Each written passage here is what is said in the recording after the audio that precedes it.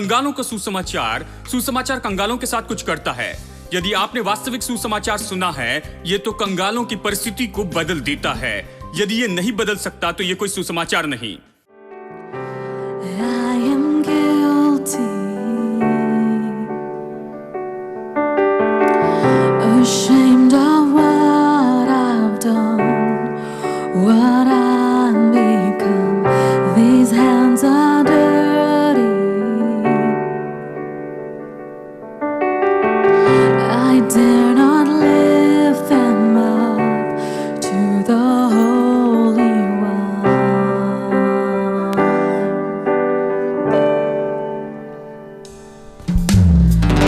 You clean my cup, you right my wrongs, you break my chains, you overcome, you gave your life to give me mine. You say that I am free. How can it be? How can it be?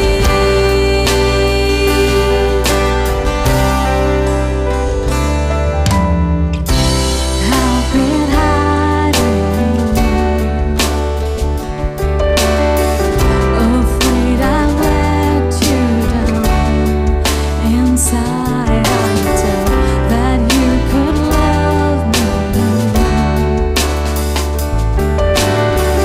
but in your eyes there's only grace now.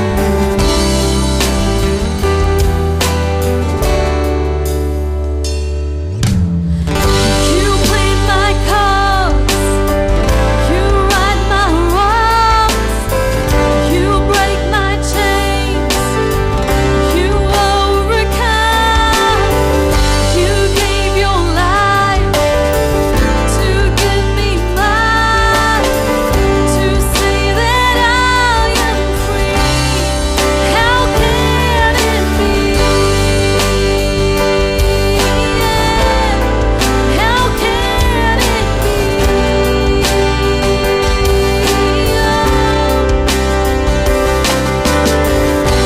Though I fall, you can make me new. From this depth, I will rise with you. Oh, the grace reaching out from me. How can it be? How can it be?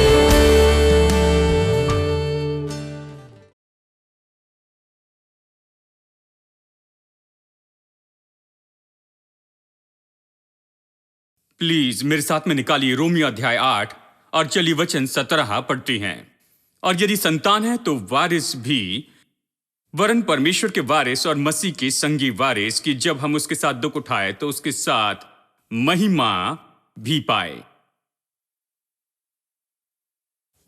पिछले कुछ हफ्तों से हम इस अद्भुत सत्य को देख रहे हैं कि हम कौन हैं, हमारे पास क्या है और हम क्या कर सकते हैं। मैं विश्वास करता हूं नया नियम इसी के बारे में है कि छुटकारे के परिणाम के स्वरूप में हम कौन हैं, यीशु ने जो कुछ किया उसके परिणाम में हम क्या कर सकते हैं और हमारे पास क्या है कलवरी के क्रूस और नई वाचा के परिणाम के स्वरूप में। नए नियम की पत्रियां तो केवल बाइबल का वो भाग है जो हमें इन सच्चाई के बारे में विवरण से बताता है। हमें इस प्रकार से इसे पढ़ना चाहिए। बहुत से लोग बाइबल में रुचि नहीं लेते हैं क्योंकि ये एक धार्मिक पुस्तक के समान देखते हैं, शायद दिन में कुछ पन्ने पढ़ना है। परंतु यदि आप ऐसा सोचते हैं कि ये वसीयत है, कोई मर गया और आपके लिए कुछ छोड़ गया है, फिर आप बड़ी रुचि से इसे पढ़ेंगे, घर जाकर पढ़ने की राह नहीं देख सकेंगे। हर एक पंक्ति पढ़ेंगे और आप वकील से सलाह लेंगे इसकी हर एक छोटी बात को ढूंढने के लिए और समझने के लिए, और फिर वो आपको बताएंगे जो कुछ आप समझे हैं आपके पास तो उससे भी बहुत ज्यादा मिलने वाला है। अब फिर आप दावा करने लगते हैं और हर वस्तुओं पर हक प्राप्त करने की कोशिश करते हैं जो भी आपकी है। कानूनन रूप में आप आगे बढ़ते हैं हक पाने के लिए हर वस्तु पर जो आपको दी गई है इस वसीयत में, ठीक है? अब मैं सोचता हूं इसलिए हमें नया नियम पढ़ना चाहिए और इस तरह से हमें प्रचार करना चाहिए। परमेश्वर स्वर्ग और पृथ्वी का बनाने वाला कोई भी उससे अमीर नहीं है। उसने अपने पुत्र को भेजा, वो क्रूस पर मरा और जी उठा और उसके जाने के पहले उसने हमें बहुत सी चीजें दी हैं, हमें वसीयत दी और नया नियम उसी के बारे में है। और बहुत सी बातें हम देख रहे हैं और हमने चर्चा की है कि कैसे हम परमेश्वर की संतान हैं और फिर हम इस निश्चित सत्य पर आए जो हम अभी देख रहे हैं। यदि संतान है तो वारिस भी हम वारिस होने पर चर्चा कर रहे हैं। परमेश्वर की संतान होना ये कोई छोटी अच्छी बात नहीं है कि परमेश्वर की संतान है, नहीं। इसमें बहुत सी आशीषें जुड़ी हैं और बहुत सी बातें हैं, क्योंकि यदि हम संतान हैं तो वारिस भी, और परमेश्वर की सारी बातों के वारिस। प्रभु के पास बहुत कुछ है। इसलिए बाइबल कहती है, इन शब्दों में वो कहती है, यदि संतान तो वारिस भी, परमेश्वर के वारिस और मसीह के संगी वारिस हैं। वारिस को हम देख रहे हैं। परमेश्वर के वारिस होने का मतलब क्या है और मसीह के संगे वारिस होने का मतलब क्या है? हम किसके वारिस हैं? रोमियो अध्याय 4 ये वचन है जो हम बार बार पढ़ रहे हैं। मैं चाहता हूं कि हम इसे अच्छे से जान लें। रोमियो अध्याय 4 वचन 13 बताता है कि हम किन चीजों के वारिस हैं, क्योंकि ये प्रतिज्ञा कि वो जगत का वारिस होगा न अब्राहम को न उसके वंश को व्यवस्था के द्वारा दी गई थी, परंतु विश्वास की धार्मिकता के द्वारा मिली। मैंने बहुत साल तक बाइबल पढ़ी, लेकिन कभी नहीं जाना कि इस तरह की कोई प्रतिज्ञा दी है कि हम जगत के वारिस हैं। हमारे पास ऐसे विचार थे कि संसार किसी तरह से गंदा और बुरा है, हमें संसार से कुछ नहीं चाहिए और हम संसार से कुछ नहीं चाहते हैं। हम केवल इस संसार से जाना चाहते हैं कि यीशु आए और हमें वहां स्वर्ग में ले जाए। हमें इस संसार से एक स्क्वायर इंच भी नहीं चाहिए था, जमीन, घर, कुछ नहीं चाहते थे। हमें बताया गया था कि अगर ये पाना चाहते हो तो वहां नहीं जाओगे। तो हमने एक तरह से संसार का त्याग किया, संसार से नफरत की और हम केवल स्वर्ग जाना चाहते थे। हम इस संसार का कोई भाग नहीं लेना चाहते थे। हम केवल यीशु का आने का इंतजार कर रहे थे कि वो आए और ले जाए, और हम परेशान थे कि वो पहले क्यों नहीं ले गया। तो इस तरह परवरिश हुई, हम ऐसे सोचते थे। पर अचानक मुझे किसी ने यह सिखाया कि हम जगत के वारिस हैं। अब उन दिनों में हम इस तरह के वचन छोड़ देते थे, क्योंकि हमने कहा जगत के वारिस, फिर किसी ने कहा नहीं ये अब्राहम के लिए है, आपके लिए नहीं, जानते हैं, इसे देखने की कोई जरूरत नहीं, ये अब्राहम के लिए है। तो हम खुश हो गए, ठीक है अब्राहम के लिए है, अब्राहम आशीषित व्यक्ति था और ये सब। फिर वचन 16 ये कहता है, इसी कारण प्रतिज्ञा विश्वास पर आधारित है कि अनुग्रह की रीति पर हो कि वो उसके सब वंशजों के लिए दृढ़ हो। अब ये वंशज कौन है? न केवल उनके लिए जो व्यवस्था वाला है, न कि केवल यहूदियों के लिए, वरन उन सब के लिए जो अब्राहम के समान विश्वास वाले हैं। वही तो हम सबका पिता है। यह प्रतिज्ञा सब वंश के लिए है, न केवल अब्राहम के शारीरिक संतान यहूदियों के लिए, परंतु सब वंश के लिए। सब वंश का मतलब हर एक के लिए जिसके पास अब्राहम के समान विश्वास है। तो हम वहां पर आते हैं। हम सब इस महान प्रतिज्ञा के सहभागी हैं। ये प्रतिज्ञा अब अब्राहम और उसके संतानों के पास पहुंच गई है और अब हम तक पहुंच गई है। गलातियों 3 वचन 13 सच में कहता है कि यीशु क्रूस पर मरा, और जैसे यह लिखा है कि कोई काठ पर लटका जाता वो श्रापित है, ताकि अब्राहम की आशीष, ये आशीष अन्य जातियों तक पहुंचे। इसलिए ये हम सब लायक बनाए गए हैं अब्राहम की आशीषों के लिए यीशु मसीह के द्वारा। यीशु मरा ताकि अब्राहम की आशीष सीमित न हो पाएगी उसको और उसके वंश को ही, परंतु ये तो अन्य जातियों की आशीष हो जाएगी। अब पौलुस अन्य जातियों के लिए प्रचारक है। वो बड़े गर्व से प्रचार करता है और वो इसे बहुत महत्वपूर्ण तथ्य मानता है, और वो प्रचार करते हुए कहते हैं, यह आशीष आपकी है। ऐसा मत सोचो कि तुम बाहर के हो, तुम भी इस महान आशीष के भाग हो, इसलिए इस जगत के वारिस हो। अब हम इससे दूर नहीं रह सकते, क्योंकि ये वास्तविक नहीं जान पड़ता है जगत का वारिस मतलब मैं पूरे संसार का मालिक हूं? हम ऐसा विश्वास नहीं कर पाते क्योंकि हम ऐसे पतित प्राणी हैं। हम बहुत गिरे हुए हैं। हमारा पूर्वज आदम गिर गया था और न केवल हमें पाप में बल्कि ऐसे आत्मविश्वास की कमी में डुबो दिया कि हम विश्वास नहीं कर सकते हैं कि हम संसार के वारिस हो सकते हैं। केवल यही समस्या है। हम इस स्थिति में थे, उस पतन की स्थिति में बहुत लंबे समय से, जैसे इस्राएली लोग 360 साल तक गुलामी में रहे। अब यह बहुत कठिन हो गया था ऐसे लोगों के दिमाग को सही करना, जानते हैं, क्योंकि गुलामी में बहुत ज्यादा समय रहे। इसलिए मनुष्य जाति के लिए विश्वास करना अनहोना है कि वे जगत के वारिस हो सकते हैं और यह संसार उन्हीं का है। तो हम इससे दूर ही रहे क्योंकि यह वास्तविक नहीं जान पड़ता था, जबकि वास्तविकता यह है कि हम प्रतिदिन के जीवन के लिए संघर्ष करते रहते हैं, मुश्किल से कमा कर खाते हैं। परंतु बाइबल कहती है हम जगत के वारिस हैं। वे कहते इसे भूल जाओ, जानते हैं, यह बहुत वास्तविक नहीं है, परंतु सत्य यह है, यह बहुत ही वास्तविक है। अब मुझे कोई परेशानी नहीं है यह विश्वास करने में कि इसी के कारण, जरा सोचिए, मैं इसे सरलता से बताऊं। बात यह है, हम जगत के वारिस हैं क्योंकि परमेश्वर ने संसार को क्यों बनाया? परमेश्वर ने इसे मनुष्य के लिए बनाया। अगर परमेश्वर सब कुछ बनाता और मनुष्य को नहीं बनाता तो सब कोई पूछता परमेश्वर क्या हो गया है, तूने संसार किसके लिए बनाया है? यह किस लिए है? किसके उपयोग के लिए? कौन ये सूरज चांद तारे का आनंद उठाएगा? मछलियां, पक्षी, समुंदर और नदियां और ये पेड़, फल और ये सब कुछ, और ये सब सोना और चांदी और सब कुछ, कौन इन सब का आनंद उठाएगा? परमेश्वर ने इसे मनुष्य के लिए बनाया, इसलिए परमेश्वर ने सब वस्तुओं को पहले बनाया और फिर अंत में मनुष्य को बनाया, क्योंकि ये सब वस्तुएं इस मनुष्य की आवश्यकता थी उसके अस्तित्व के लिए। इसलिए उसने पहले संसार को तैयार किया जिसमें ये सब कुछ शामिल है जो मनुष्य की जरूरत है, और फिर अंत में मनुष्य को बनाया। यही कहानी है। इसलिए परमेश्वर ने संसार को मनुष्य के लिए बनाया, और जब उसने मनुष्य को बनाया उसने संसार उसके हाथों में सौंप दिया और उससे कहा, फलो फूलो, बहुगुणित हो जाओ, पृथ्वी को भर दो, सारी वस्तुओं पर अधिकार करो, इसे वश में रखो, सब कुछ तुम्हारा ही है, इस पर प्रभुता करो और सारी वस्तुओं पर प्रभुता करो। इसका मतलब तुम राजा बनो। प्रभुता ये शब्द तो राजा के बारे में कहता है। राजाओं के पास प्रभुत्व होता है, ये इनका क्षेत्र है। इसलिए परमेश्वर वास्तव में कह रहा है ये तुम्हारा क्षेत्र है और तुम इस क्षेत्र पर राजा हो। तुम राजा बन जाओ और सारी बातों के ऊपर राज्य करते जाओ और तुम सारी वस्तुओं को अपने वश में कर लो। इसलिए मनुष्य इस संसार का राजा बन गया। परमेश्वर ने उसे बनाया, परमेश्वर ने मनुष्य को राजा बनने में आनंद उठाया। और फिर क्या हुआ?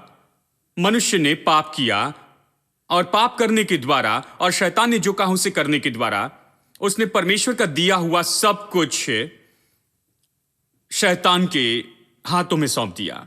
और इसीलिए शैतान अब यीशु को ले जाता है कई साल के बाद, पहाड़ की चोटी पर ले जाता है और कहता है, संसार के साम्राज्य को देखो, यदि तुम झुककर मुझे दंडवत करोगे तो मैं ये सब कुछ तुम्हें दूंगा, क्योंकि ये सब मुझे सौंपे गए हैं। और यीशु ने उसके शब्द का उपयोग नहीं किया कि ये नहीं कहा, ये तुम्हारा नहीं, तुम्हें ये किसने दिया है, मैंने इसे आदम को दिया था, तुमने इसे कैसे पाया? नहीं, यीशु कहानी जानता था, इसलिए उसने कुछ नहीं कहा। शैतान ने कहा, मुझे झुककर दंडवत करो, मैं तुम्हें ये दूंगा, मैं मालिक हूं, मैंने इसे पाया, वो कहता है। यीशु ने कुछ भी नहीं कहा। उसने कहा, मैं तेरी आराधना नहीं करूंगा, क्योंकि बाइबल कहती है कि अपने प्रभु परमेश्वर की आराधना करना, उसे दंडवत करना। दूसरे शब्दों में वो कहता, मैं तेरी आराधना करके इस साम्राज्य को नहीं लूंगा, मैं इस संसार के राज्य को लेने के लिए आया हूं। मैं अंतिम आदम के रूप में वापस लेने को आया हूं, जो पहले आदम ने खो दिया था, वो खो बैठा था, परंतु मैं इसे तुम्हारी आराधना करके वापस नहीं लूंगा, मैं इसे परमेश्वर की आराधना करके वापस लेने जा रहा हूं। परमेश्वर के तरीके से जीऊंगा, परमेश्वर की योजना के अनुसार मरने के द्वारा मैं ये तुमसे ले लूंगा। इसलिए यीशु ने इसे वापस नहीं लिया जो पहले आदम ने खो दिया था। शैतान की आराधना करने से यीशु ने इसे वापस लिया, शैतान को कलवरी के क्रूस पर हराने के द्वारा, उसकी आराधना करने से नहीं। इसलिए उसने इनकार किया और फिर इसके बाद में उसने उसे पाया। फिर वो कहता है, स्वर्ग और पृथ्वी का सारा अधिकार और सामर्थ मुझे दी गई है। और फिलिपियों अध्याय 2 में कहता है कि उसने खुद को यहां तक कि दीन किया कि क्रूस की मृत्यु को सह लिया, और इसलिए परमेश्वर ने भी उसे बहुत ऊंचे पर बैठाया है। मैं फिलिपियों 2:5-11 के बारे में कह रहा हूं। इसलिए परमेश्वर ने उसे अति महान किया और उसे वो नाम दिया जो सब नामों में श्रेष्ठ है, कि हर एक घुटना टिके और हर एक जीव अंगीकार करे कि यीशु ही प्रभु है, परमेश्वर पिता की महिमा के लिए। इसलिए यीशु के जी उठने के बाद यह चित्र तो पूरी तरह से बदल जाता है। अब दूसरा आदम उन सारी बातों पर दावा करता है जो पहला आदम खो चुका था, और अब वो कहता है स्वर्ग और पृथ्वी का सारा अधिकार मुझे दिया गया है। और फिर वो कहता है फिलिपियो अध्याय 2 में, जैसे मैंने कहा, उसे वो नाम दिया जो सब नामों में श्रेष्ठ है, आकाश पृथ्वी और पृथ्वी के नीचे। वो प्रभु है और वो परमेश्वर और सब कुछ है। और इब्रानियों अध्याय 1 वचन 2 कहता है उसे सारी वस्तुओं का वारिस ठहराया गया। किसे? ये मनुष्य यीशु को, जो नए वंश के लोगों का सिर बन गया है, जिन्हें नई सृष्टि कहते हैं। उसे सब वस्तुओं का वारिस ठहराया गया है। और यदि हम इस तरह से देखते हैं, फिर हम समझ सकते हैं क्यों रोमियो 8:17 कहता है हम परमेश्वर के वारिस हैं और मसीह के संगी वारिस हैं। वो वारिस हैं और हम उसके संगी वारिस हैं। इसलिए मुझे कोई समस्या नहीं इसे इस संबंध में देखने में, और मुझे कोई परेशानी नहीं कि इस सत्य को मैं हजम कर पाऊं कि हम वारिस हैं, संपूर्ण जगत के वारिस हैं। मुझे कोई समस्या नहीं इसे समझने में। मैं नहीं सोचता कि ये बहुत अधिक है। मैं नहीं सोचता कि ये असामान्य अविश्वसनीय बात है। ये बिल्कुल वास्तविक है और ये बिल्कुल सत्य है। आदम को पूरा संसार दिया गया, आदम ने पूरा संसार खो दिया। यीशु ने फिर से उस पूरे संसार का दावा किया, न केवल खुद के लिए पर हमारे लिए, हमारे प्रतिनिधि के रूप में, और हम उसके साथ में वारिस हैं, उसके साथ संगी वारिस हैं। मुझे कोई समस्या नहीं है, परंतु चर्च ने इसे कहीं पर छोड़ दिया है। हमेशा चर्च बहुत सी बातों को छोड़ता है, जानते हैं। इसलिए हमने क्या किया है? हमने प्रचार किया, जानते हैं, उद्धार का सुसमाचार। यदि हम मरते हैं तो स्वर्ग में जाएंगे, यही हमने प्रचार किया, उद्धार का सुसमाचार। परंतु मैंने आपको बताया राज्य का सुसमाचार उद्धार के सुसमाचार से बिल्कुल अलग है। राज्य के सुसमाचार में सुसमाचार के साथ और भी बहुत सी बातें जोड़ी गई हैं। चलिए देखते हैं लूका अध्याय 4 और वचन 18। यीशु यहां पर वचन पढ़ता है आराधनालय में, जैसे वो अपनी सेवकाई शुरू करता है, और वो इस तरह से कहता है, परमेश्वर का आत्मा मुझ पर है इसलिए कि उसने कंगालों को सुसमाचार सुनाने के लिए मेरा अभिषेक किया है। मैंने एक भाई से पूछा कि क्या आपका प्रचार सुनने के बाद कोई ऐसा है जो आर्थिक रूप में बेहतर हो गया आपका प्रचार सुनने से? उसने मेरी और अजीब तरह से देखा और कहा, ब्रदर, हम इस तरह की बातें प्रचार नहीं करते, हम केवल प्रचार करते हैं कैसे उद्धार प्राप्त करें और स्वर्ग में जाएं। मैंने कहा, फिर यीशु ने क्या प्रचार किया? यीशु ने कहा, कंगालों को सुसमाचार प्रचार करने के लिए मेरा अभिषेक हुआ है। वो राज्य का सुसमाचार इस तरह से काम करता है, वो एक व्यक्ति के जीवन में ऐसा प्रभाव डालता है जहां इसका जीवन इस पृथ्वी पर ऐसे होता है जैसे कि स्वर्ग का होता है। और इसलिए यीशु ने हमसे कहा, प्रार्थना करो। उसने कहा, प्रार्थना करो तेरा राज्य आए, तेरी इच्छा पृथ्वी पर वैसी ही पूरी हो जैसे स्वर्ग में पूरी होती है। स्वर्ग में कोई गरीबी नहीं है, कोई बीमारी नहीं है, स्वर्ग में कोई कमी और घटी नहीं है, स्वर्ग में इन सारी बातों की कोई समस्या नहीं है। और उसने कहा, प्रार्थना करो कि मेरी इच्छा पृथ्वी पर पूरी हो। देखिए, पृथ्वी पर यह पूरी नहीं होती है क्योंकि यह मनुष्य के हाथों में है, और मनुष्य को अपनी इच्छा को परमेश्वर की इच्छा के साथ मिलाना जरूरी है। स्वर्ग में कोई समस्या नहीं, परमेश्वर की इच्छा पूरी होती है। यहाँ मनुष्य को परमेश्वर की इच्छा स्वीकार करना जरूरी है और परमेश्वर की इच्छा को पृथ्वी पर होने देना है। इसलिए वो कहता है, प्रार्थना करो, तुम प्रार्थना करो, मुझे अपनी इच्छा दिखाओ कि चाहते हो कि परमेश्वर का राज्य आए तुम्हारे घर में, तुम्हारे चर्च में, तुम्हारे राज्य में, तुम्हारे देश में, तुम्हारे संसार में, और इस पर प्रभाव डालते जाएं।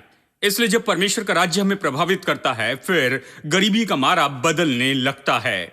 वहां लोगों में बदलाव आना शुरू होता है। वे जो पहले नीचे थे, बाहर थे, गरीबी से परेशान थे, वे ऊपर उठने लगते हैं क्योंकि प्रभु राज्य उनमें आने लगता है, राज्य का सत्य उनके अंदर आने लगता है। और इसलिए यीशु ने कहा, मेरा अभिषेक कंगालों को सुसमाचार सुनाने के लिए हुआ है। मैंने पूछा, क्या आप सुसमाचार ऐसे सुनाते हैं कि लोग आर्थिक रूप में बेहतर होते जाएं? उन्होंने चौंक कर कहा, नहीं, हम केवल शुद्ध सुसमाचार सुनाते, लोगों से कहते कि उद्धार पाओ कि तुम स्वर्ग में जा सको। मैंने कहा, मैं यही सत्य प्रचार करता हूं। जब वे उद्धार पाते हैं, मैं उनसे कहता हूं, यदि वे परमेश्वर उनकी जरूरत पूरी करेगा ये विश्वास करते हैं, तो उनकी सारी जरूरतें पूरी हो सकती है और उनके पास पर्याप्त और पर्याप्त से ज्यादा हो सकता है इस जीवन में। मैं प्रचार करता हूं। और ऐसे लोग जो यहां पर कुछ नहीं के साथ आए थे, लोग जीवन में असफलता के साथ आए, अपने अवसरों को पूरी तरह खो बैठे और सब कुछ वो खो बैठे थे। वो बड़े कर्ज में और बड़े गहरे परेशानी में थे। वो यहाँ पर आए और वो प्रतिदिन ऊपर उठते हुए आते गए और बेहतर होते गए। मैंने कहा, मैंने हजारों लोगों को प्रचार किया जो आज आर्थिक रूप में बेहतर परिस्थिति में है, पहले से भी अच्छी परिस्थिति में है, क्योंकि उन्होंने सुना मेरे प्रचार को। इसलिए नहीं क्योंकि मैंने प्रचार किया, सुसमाचार के कारण हुआ। कंगालों का सुसमाचार कंगालों के साथ कुछ करता है। यदि आपने वास्तविक सुसमाचार सुना है, ये तो कंगालों की परिस्थिति को बदल देता है। यदि ये नहीं बदल सकता तो ये कोई सुसमाचार नहीं। परमेश्वर कंगालों में विशेष रुचि लेता है। परमेश्वर कंगाल व्यक्ति को ऊपर उठाना चाहता है, उस गड्ढे से, गंदगी और कीच से और कमी और घटी और अपर्याप्त से बाहर लाना चाहता है, बाहर निकालना चाहता है, जहां वो हमेशा जीते आया है, उस स्तर तक जहां पर वो पहले कभी नहीं देखा। परमेश्वर से देखना चाहता है, खिलाना चाहता है, देखभाल करना चाहता है। आमीन। और यही बात है। आगे पढ़ते हैं। उसने मुझे टूटे दिल वालों के पास भेजा। क्या आपने ऐसे व्यक्ति को कभी देखा है?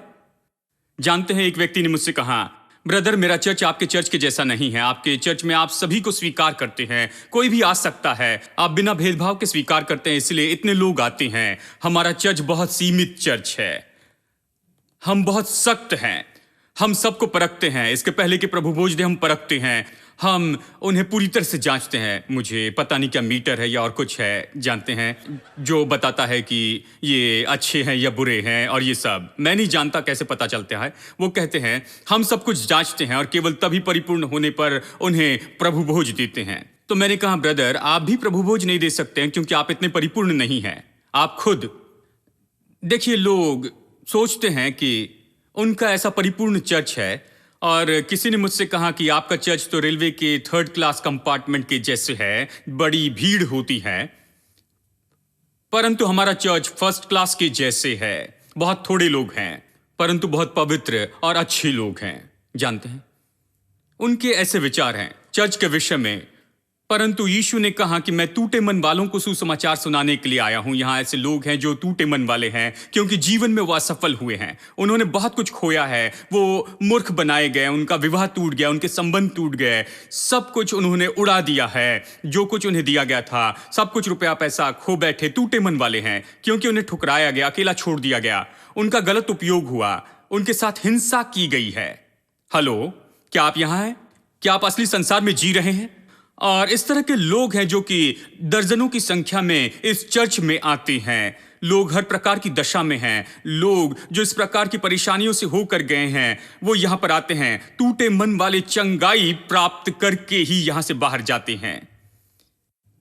यहां आने के द्वारा वे बेहतर बनते हैं, क्योंकि ये सुसमाचार है, केवल उद्धार का सुसमाचार नहीं, प्रभु राज्य का सुसमाचार है, जिसे यीशु ने खुद प्रचार किया। यह उद्धार पाने से शुरू होता है और स्वर्ग में जाने के लिए तैयार होने से। ये स्वर्ग के लायक होने के साथ में केवल इतना ही नहीं, लेकिन उससे भी अधिक इसमें है, क्योंकि ये तंदुरुस्ती इसमें जुड़ी है। हमारे भौतिक, हमारे आत्मिक, हमारे भावनात्मक, हमारे मानसिक और शारीरिक और हमारे जीवन के हर एक क्षेत्र की भलाई इसमें जुड़ी है। यही प्रभु राज्य का सुसमाचार है।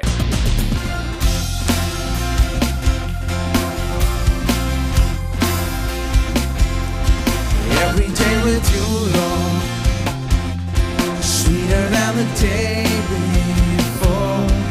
Every day with you, Lord, sweeter than the day before. Every morning I will worship, every evening I'll adore. Every day with you, sweeter, sweeter than the day before.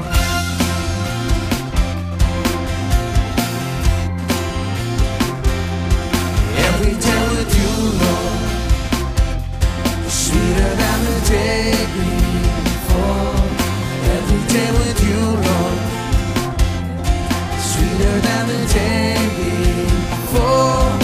Every morning I will worship, every evening I'll adore. 'Cause every day with you, sweeter, sweeter than the day before.